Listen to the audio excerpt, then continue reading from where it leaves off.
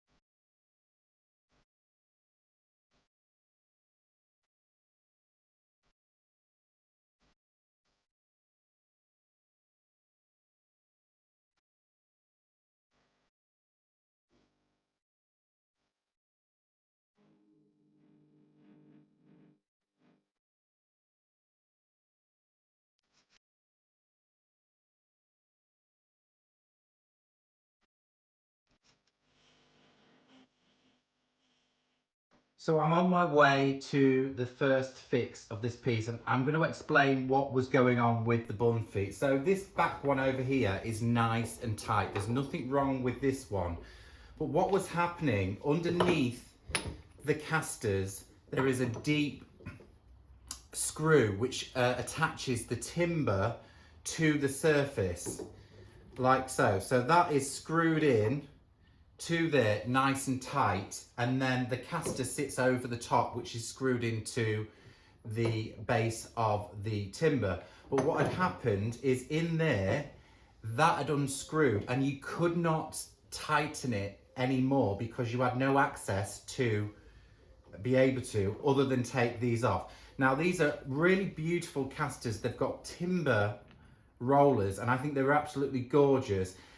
The screws that were in there were a little bit rusted and a nightmare to get out. I did manage to get two out on each of the other 2 feet, which I'm going to save and reuse. And I'm going to see if I can match up something from my screw box, which is the same width and depth. But I had to drill out one of the, so I took the drill and drilled into the surface of the screw to break it free from the top to get it out. So that means when the casters go back in, I'm going to relocate the holes, countersink the holes, and just move them around a little bit, so that they've got a new hole to screw into. And of course, I'm going to use glue, and I'm going to screw that back in nice and tight. I'm thinking in the original hole, because it's got quite loose, I'm going to take a little couple of slivers of timber and to poke them in there and glue them in, tap them in and cut them flush, so it's got a little bit of bite when the screw goes back in. So that's the first fix. Lots of little elements just to that one fix, but it's going to be worthwhile because it's going to have stability again, and it's not going to fall forward, because this leg was like on an angle and it was all a little bit skew with. You can see the true damage here now from woodworm and the veneer. I think what happened over the time, the woodworm is eaten away at the timber and the veneer is just blown. So you can see how much issues are there. And I don't know whether you noticed, when I lifted the marble top off, a huge chunk of veneer came off, and I tried to glue it, and I just thought, why am I even bothering? I've got all of this filling to do. So I'm going to do the same on the top with my new injury, and I'm gonna fill this and then sand it clean. So they're the next few jobs. Let's take a look at the marble close up and we can try and pull some of those stains out there. I'm going to tell you how that I'm going to do that with the marble. As you can see, this piece of marble is absolutely gorgeous. It's like a Carrara marble.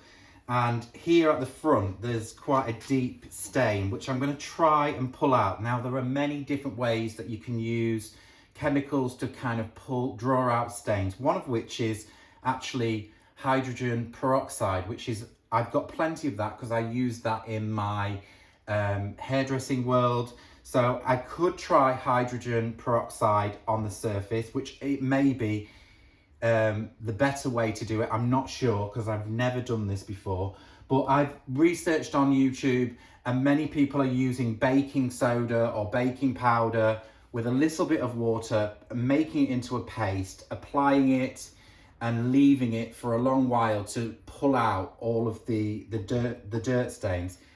If that doesn't work, we'll try the hydrogen peroxide. So I'm going to just mix up a little bit of, we call it bicarbonate of soda, but it's baking powder basically. So I'm going to make a thick paste using water. I've got my atomizer here.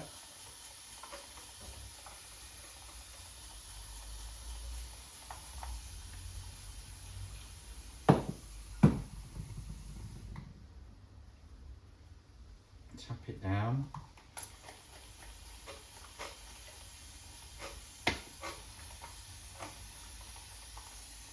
You know, let's be quicker about this. Let's tip a bit of water in, that's it. Be quicker that way. That's the one. So I'm just mixing that so it creates like a thick sort of watery paste. And we're going to use this on the surface, just paint it on. Let's tip it all on. And see how that goes. We're just going to leave it. I've also brought some cling wrap out so I can cover this up so it doesn't dry out too quickly.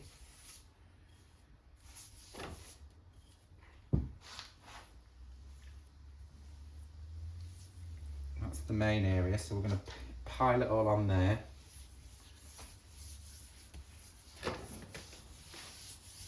Let's make some more.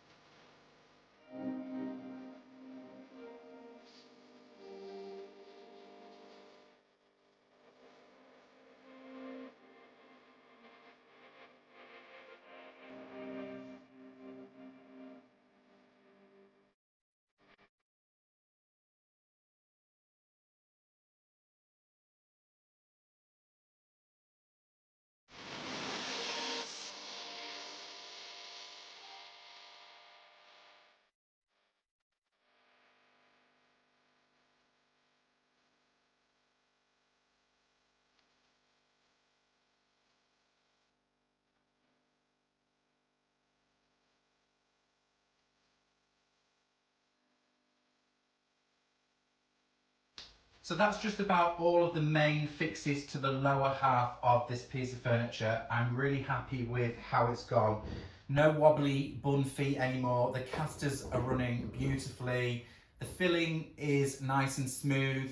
So all that's left to turn my attention to is back to the back pediment.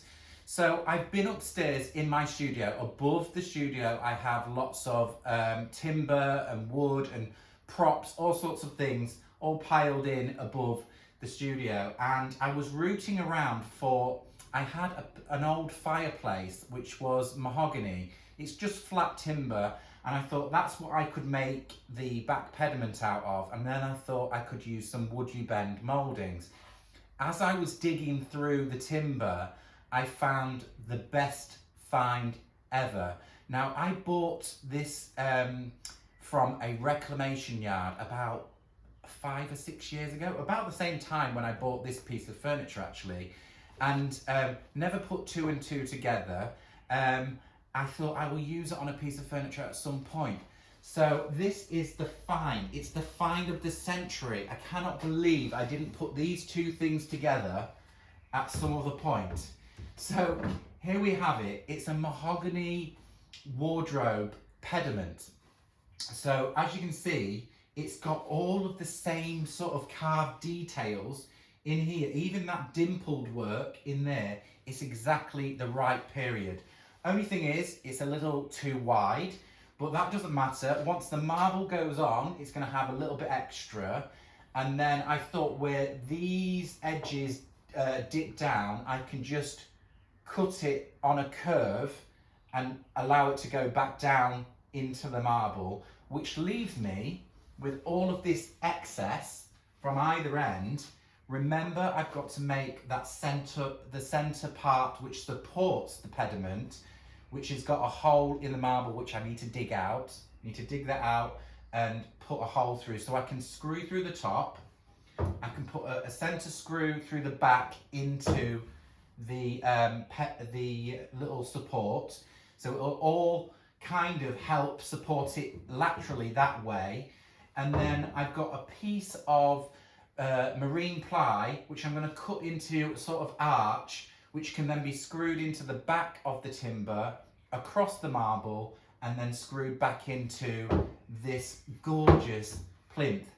What do you guys think? How perfect is that? I am so, so happy. Meanwhile, it's also led me to think about, in the centre here, you can see that timber's a slightly different colour. That would have had a convexed oval, like an egg shape over the top, but that's gone at some point.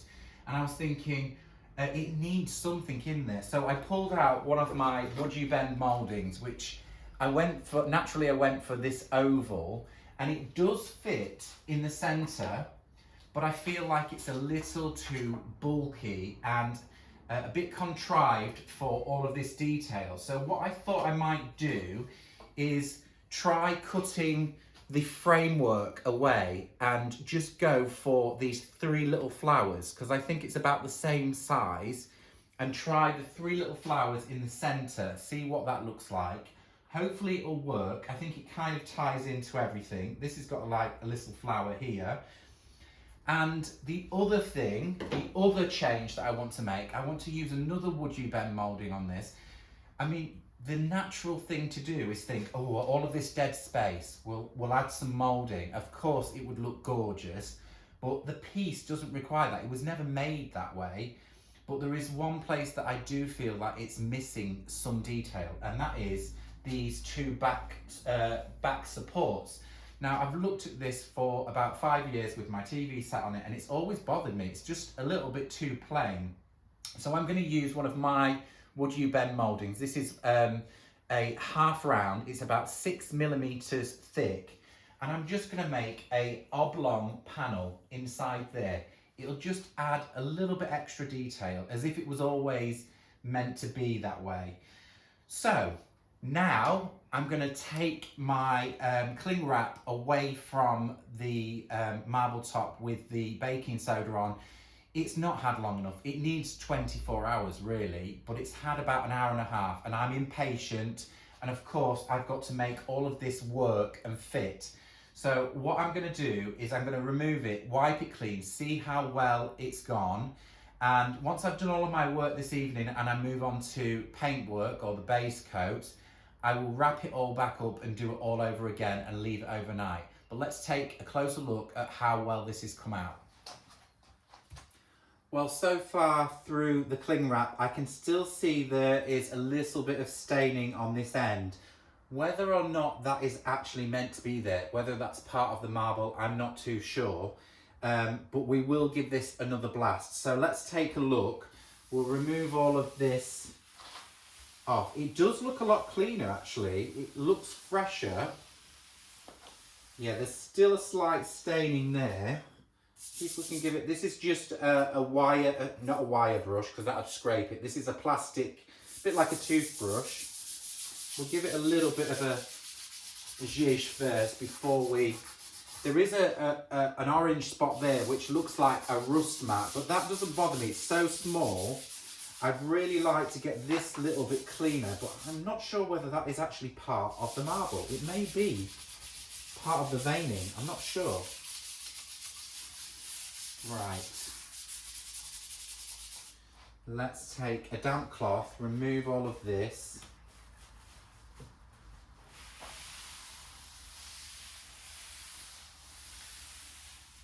Yeah, it's still slightly stained, but it does look a lot fresher.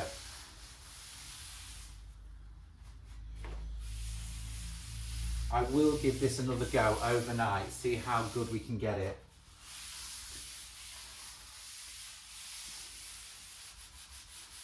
Yeah, I can see little bits of dirt in some of the scratches, so it does probably want to be longer, but that does kind of go with the veins.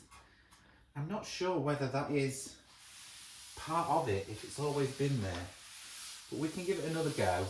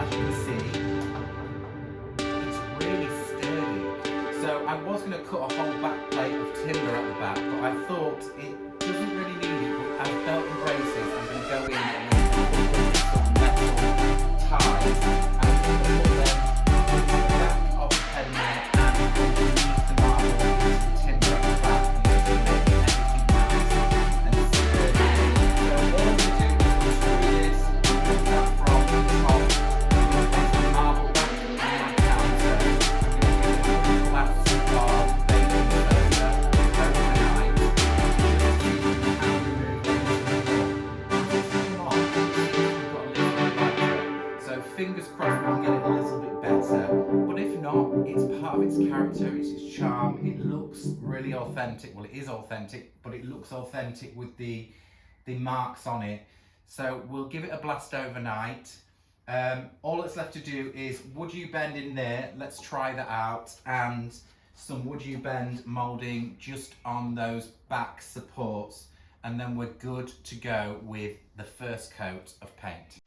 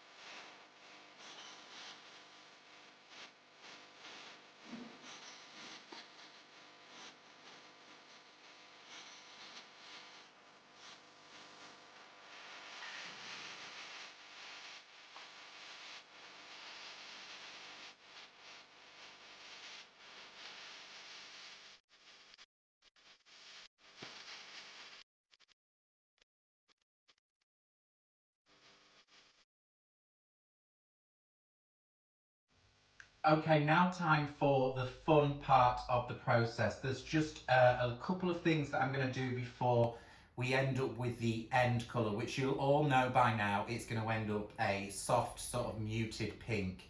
But what I want to do is the wood you bend and where I cut the wood and some of the filling marks, I'm going to use a little bit of coal black fusion mineral paint. Now, I keep this in the studio for this purpose. You can stain the pleats, the wood you bend mouldings, and they will go dark. This is just in case I do distress back in those areas. I don't want to come back to this blonde coloured wood, and I find that Fusion mineral paint sinks into the wood you bend mouldings really well, and if I do hit it with a bit of sandpaper, it tends to come back a little bit darker. So that's the first job. And then I'm going to apply a full coat of a dark colour. Now I'm going to use up some of my colour mixes that I've made in the past. You will all have seen me use these little tubs which Mr. M brings back from the hospital. They do recycle them, but I'm going to recycle them one more time before they get used. And I store my paint in there, and this colour is like a dark French linen. It's a little bit to the green side. It's more like a pewtery tone. So I want a dark colour to sit underneath before we apply the pink. The pink is a gorgeous colour which I mixed a long time ago, and it was for something else. If I can get into it, there we go. It's a gorgeous soft sort of blush pink. So that's what's going to sit over the top of the whole piece, and then we're going to do some distressing, dark waxing, maybe a bit of fly speck. So onward and upward. First, Fusion coal black on the mouldings. I'm going to take this and just tap it into all of that moulding. Just cover it up. No rhyme or reason, just make sure that you cover most of the moulding up.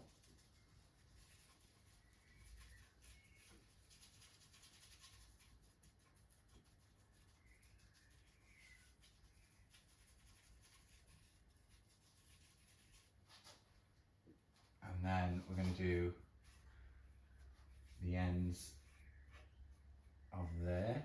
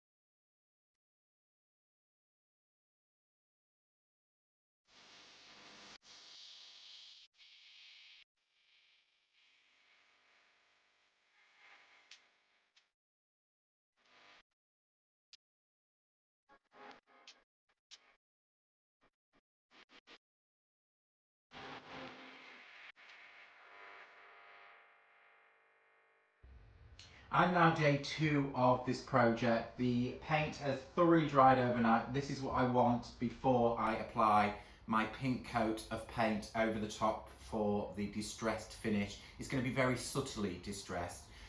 What can I say about this colour? It's gorgeous. I'm almost tempted just to leave it as is and put the marble back on and into the room. But I do think that the pink will work really well with the marble, and it will also work really well with my overall roomscape when it goes back into the house. So early this morning I walked into the studio with high hopes of all of those stains going from the marble. It hasn't been as successful as I'd hoped. I did do some more research last night on YouTube with other videos, and apparently it takes up to 3 or 4 or even 5 attempts at what we did to really pull the stain, and it is a deep stain at the front of the marble. So let's take a closer look and I'll explain what I think's going on with the marble.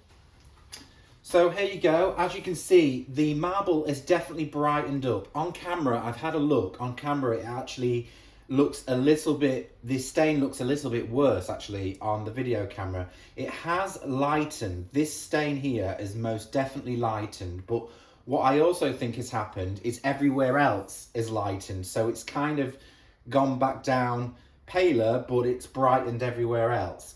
The stains that are at the back, I'm not too worried about them. The back support covers most of them. They've most definitely came from the screws that were in there.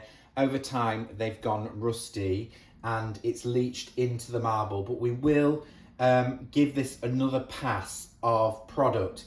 So I'm going to do it slightly different this time. I'm going to use some of my hairdressing peroxide.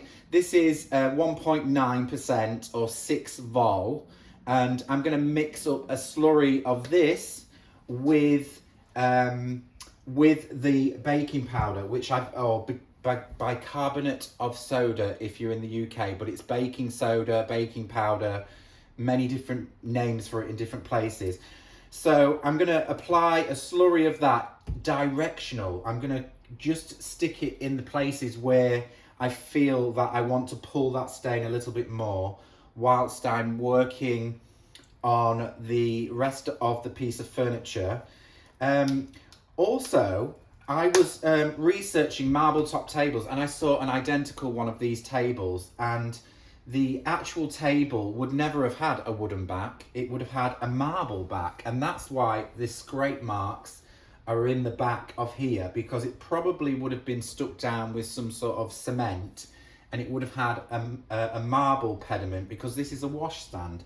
But nevertheless, I think my pediment that we've put on looks absolutely beautiful with the project. So I'm going to go in with some peroxide instead of water this time, just to add some moisture. And I'm not going to cover it up with the film this time. I'm going to leave it to dry, because I think that the bicarbonate of soda, as it dries out, it pulls the stain. That's what I feel is happening with this chemical reaction.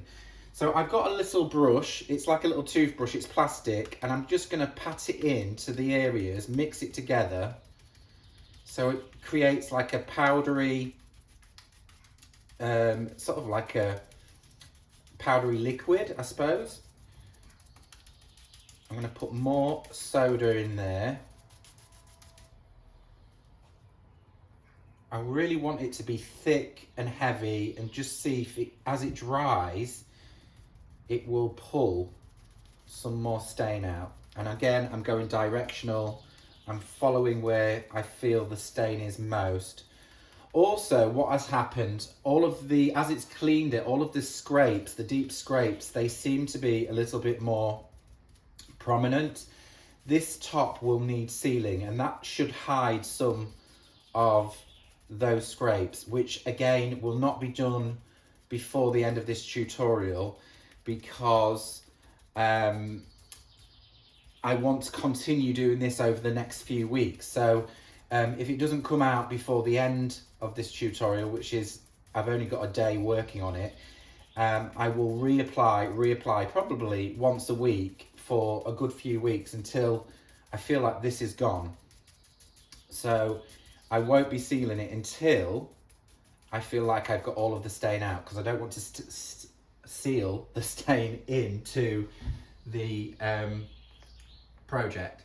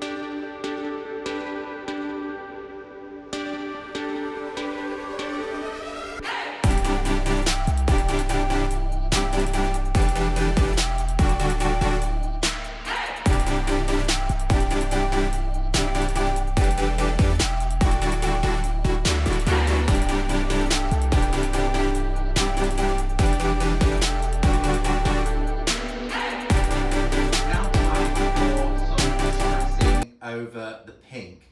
So when I do a colour wash with a wet distress finish, what I like to do is paint the undercolour the day before, so that has time to harden and cure.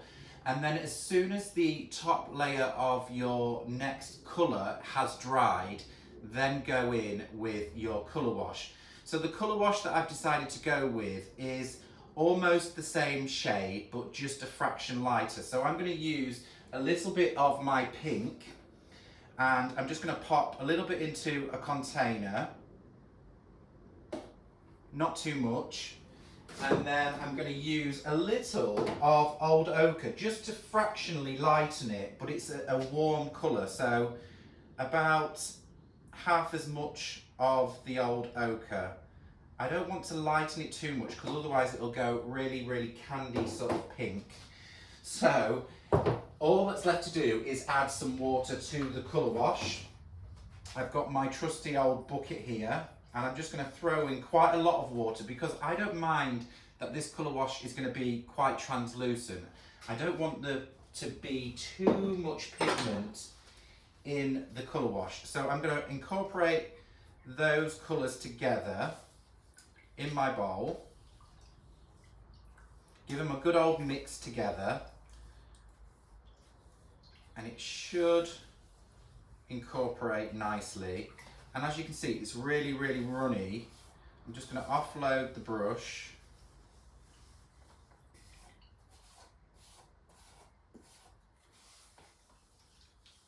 And that is more or less what a colour wash is. It's nice and wet, so it should break through some of this top layer. I'm going to go over the whole piece in one go, just get everything nice and wet, and then use a wet cloth in my bucket and just slowly use it as an abrasion, just to rub away little edges, to reveal some of the colour from underneath, and maybe even a little bit of the original timber to come through.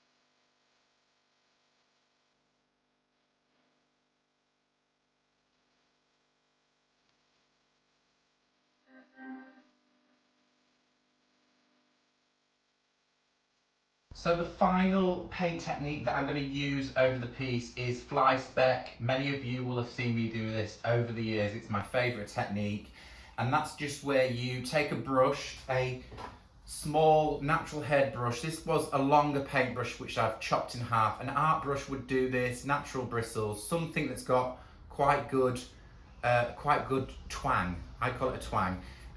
So it can flick the speckles back. Toothbrushes with chalk paint are not as good. Everybody always says use a toothbrush. It's not as good. Use a brush if you've got an art brush. The colour that I've gone with for the first pass of fly speck is the original colour mixed with En Fleur, and this is the shade. It's kind of chocolate ice cream coloured, and I've added a touch of water. It wants to be about the same thickness as double cream. So just for, that's interesting. I don't know if you can hear it. The ice cream van has just gone past as I said ice cream. So chocolate ice cream, runny chocolate ice cream, and then we're going to apply it to the brush and flick away in key areas. Once I've done this pass, which will be slightly lighter, I'm going to go back in with just En Fleur, not as much. The other thing that I need to tell you, I've told you the brush. The brush is key. Oh, that was it. So if you've never done this before, the two ways you can go about this. You could take a piece of card, hold it up upright and flick away, see what you get. You could alternatively put a coat of wax on this, buff it all in, then go in with your fly speck, and then if you make a mistake you can wipe it clean easily, and then once it's all dry, just another quick pass of wax and everything will be sealed down. I'm used to working with this, and if I make a mistake I will just get the cloth that I use to do the ragging to distress. I will just tap it away around the edges just to soften in. There's all sorts of watermarks in here anyway, so that doesn't matter. So let's go in with a fly speck.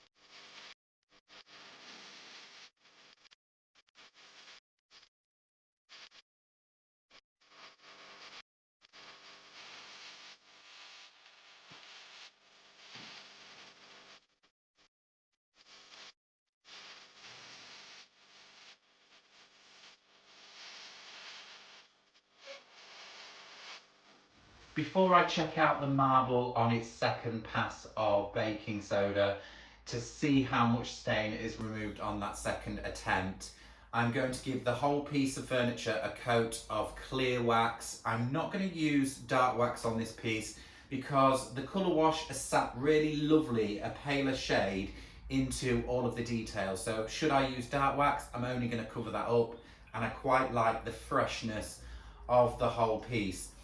Back to the marble, it is only the second pass. I'm told it needs up to 4 or 5 attempts. We are going to get what we're going to get. If it's still there, the stain, that's how you're going to see it in the end shots. But I will continue to use the product over the next few weeks, and I'll keep you updated on how good that stain comes out. Fingers crossed it might already be out. Let's get the wax on.